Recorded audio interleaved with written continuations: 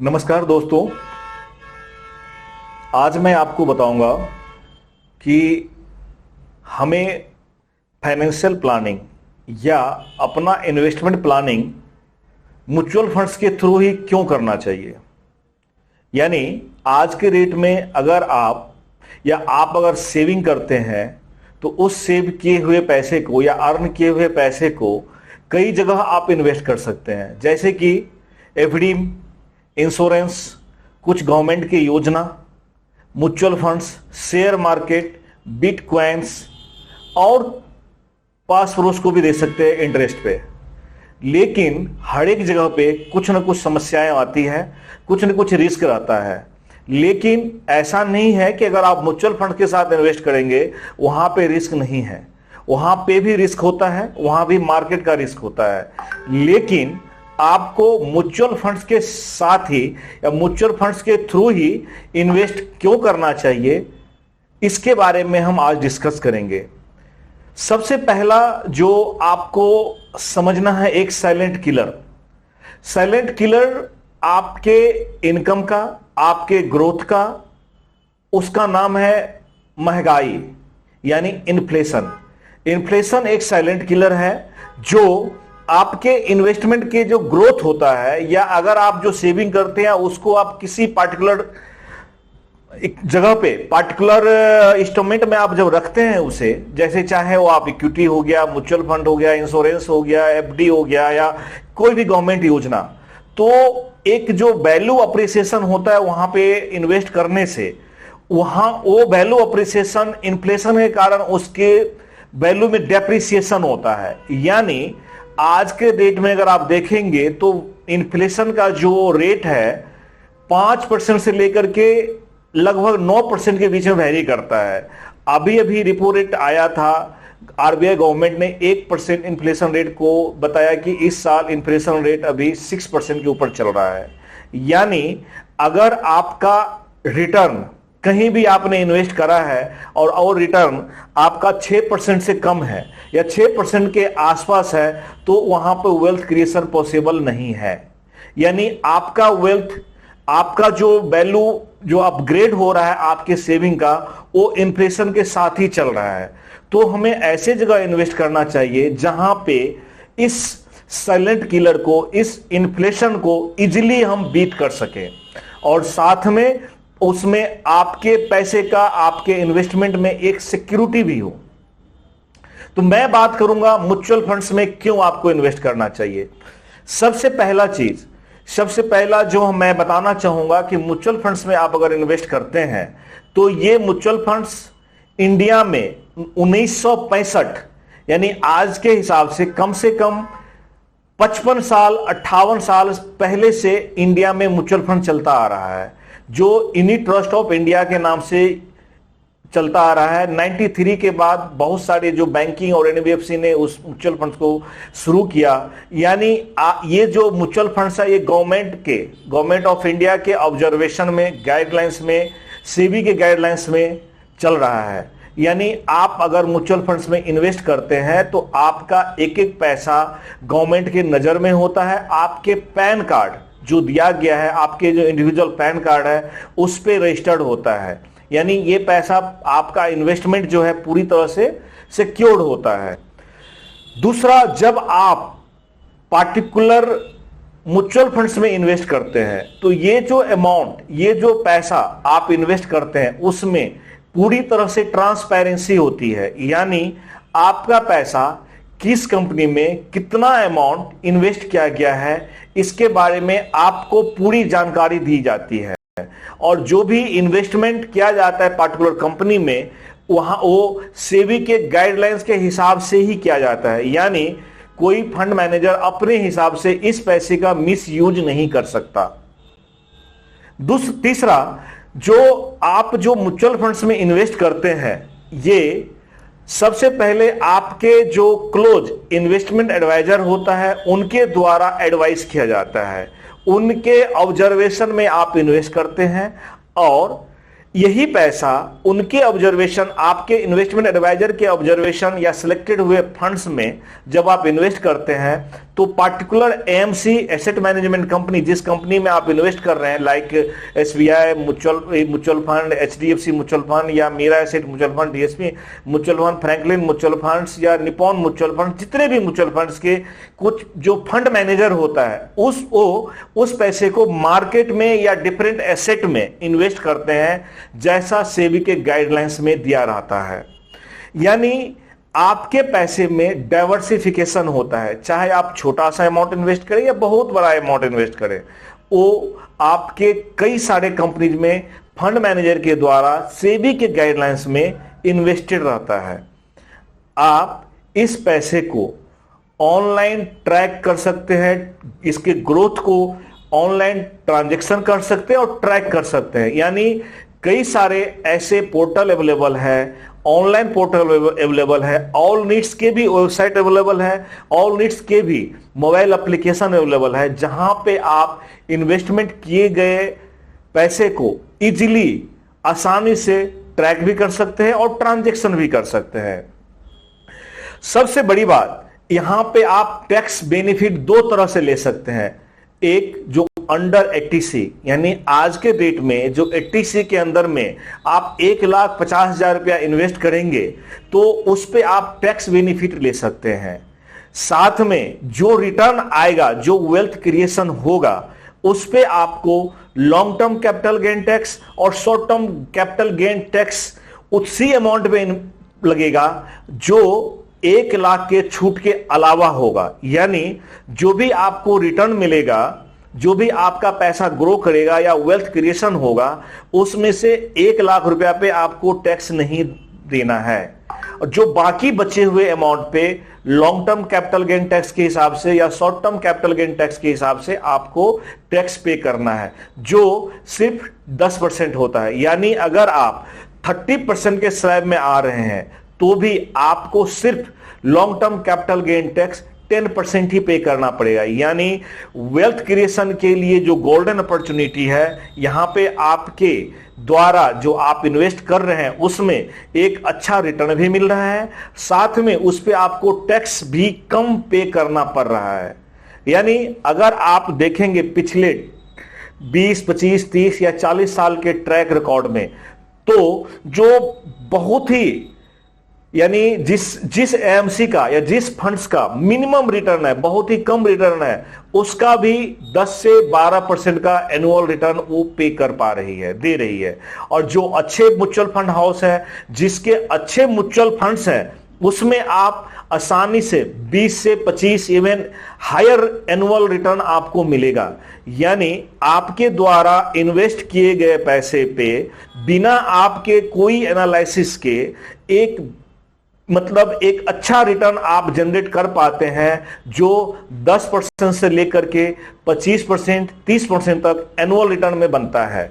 यानी एक अच्छा रिटर्न आप बिना कुछ मेहनत किए, बिना कोई एनालिसिस किए, सिर्फ आप अपने पैसे को इन्वेस्ट करके, यानी आप पैसे से पैसा कमा रहे हैं, इस टाइप का रिटर्न आपको और किसी भी पार्टिकुलर इन्वेस्टमेंट अपॉर्चुनिटी जो है आज की डेट में, like real estate, like insurance product या एफडी, उसमें आपको नहीं मिलेगा।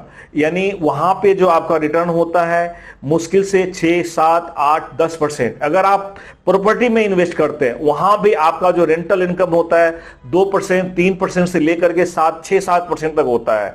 यानी आपका कैपिटल गेन होने के बावजूद जो रिटर्न आता है वो 2 से 5% होता है रियल एस्टेट में।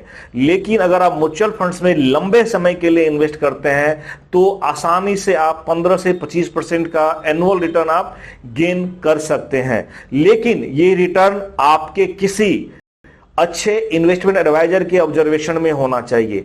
ये ऑब्जर्वेशन इसलिए होता है कि इसमें मार्केट का रिस्क होता है। यानी आपका पैसा इक्विटी मार्केट में इन्वेस्ट किया जाता है, आपका पैसा डिफरेंट एसेट, कुछ अमाउंट रियल एस्टेट में भी इन्वेस्ट किया जाता है, कुछ अमाउंट गोल्ड या सिल्वर में भी इन्वेस्ट किया जाता है, कुछ अमाउंट डेट फंड में भी इन्वेस्ट किया जाता है।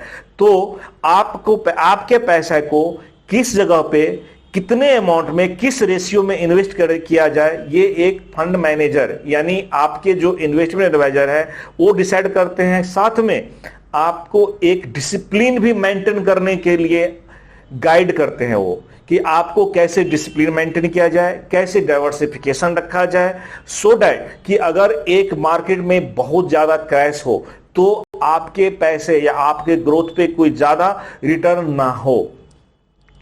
आपको जब आप म्यूचुअल फंड्स में इन्वेस्ट करते हैं तो यहां पे आप अपने अमाउंट का पार्शली या फुल्ली कभी भी निकाल सकते हैं। यानी आपके द्वारा इन्वेस्टमेंट किए गए अमाउंट में कुछ ही फंड्स होता है जिस पे लॉकिंग होता है। म्यूचुअल फंड्स का लॉकिंग सिर्फ 3 साल का होता है। बाकी प्रोडक्ट्स में आप देखेंगे लॉकिंग 5 साल, 10 साल, 8 साल का होता है। जहां इस कारण से हम म्यूचुअल फंड्स को एक बेहतर रिटर्न और कम से कम लॉकिंग वाला प्रोडक्ट भी मानते हैं।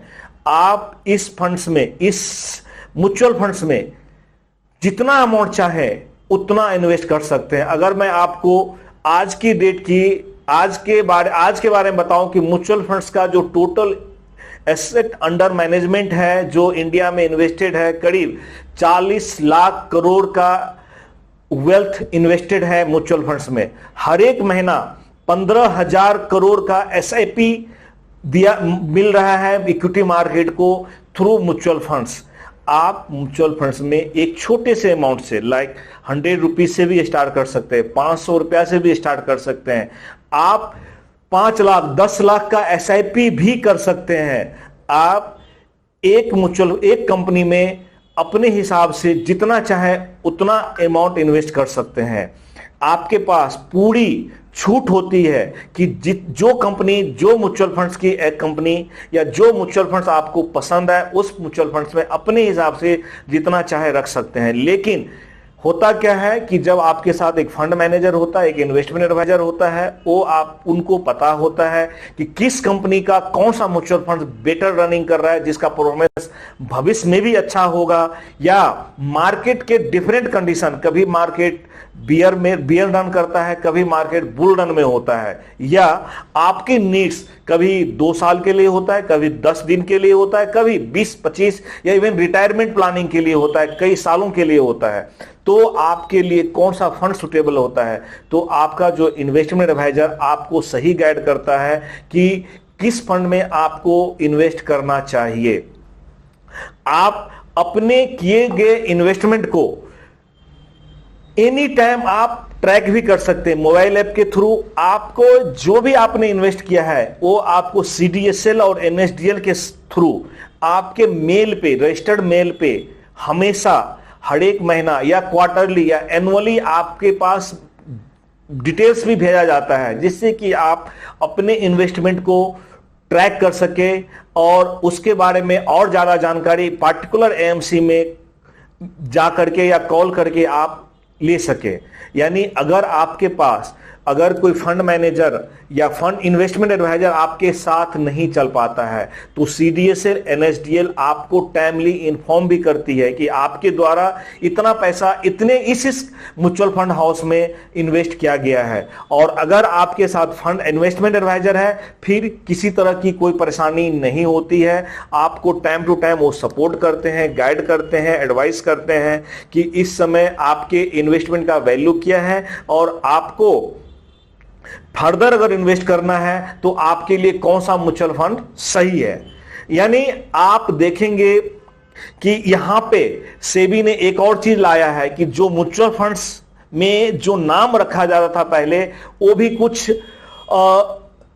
कानों को अच्छा लगने वाला नाम रखा जाता था, लेकिन इस चीज के लिए स्ट्रिक्टली सेबी ने मना किया कि नहीं, आप फंड्स का नाम ऐसा रखिए कि इजीली लोग अंडरस्टैंड कर ले, समझ जाए कि हाँ ये फंड्स बैलेंस है या फोकस्ड है या टैक्स सेविंग के लिए है या पार्टिकुलर पर्पस के लिए है। ये उस कुछ प्रोडक्ट्स का नाम आपने देखा होगा कि वो कर्ण प्रिय होता है, यानी आपके कानों में सुनने में तो बहुत अच्छा लगता है, समृद्धि, धन वर्षा, बट ऐसा कुछ नहीं होता है एक्चुअल में। वहां जब आप कंपेयर करेंगे इन्फ्लेशन से, लॉन्ग टर्म में रिटर्न से, तो आपको बहुत ही कम रिटर्न दिखेगा।